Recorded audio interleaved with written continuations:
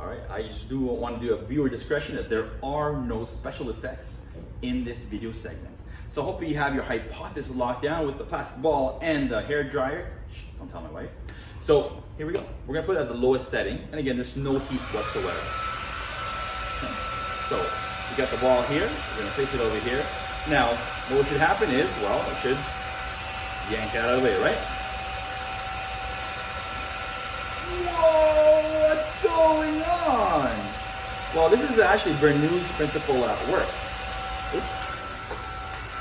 So, what we have here is the air, which is a fluid, going quickly all around the ball, right? Around the surface of the ball. So that creates a low pressure.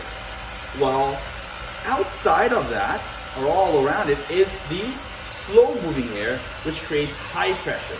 So that's why you see the ball wobbling, because you see the low pressure with and the high pressure, which is actually keeping it in. So there's this constant balance between the low and the high pressure, which allows it to stay like that. And here's something really cool. You can actually move it around, and you'll see the difference between low and high pressure. Try one more time.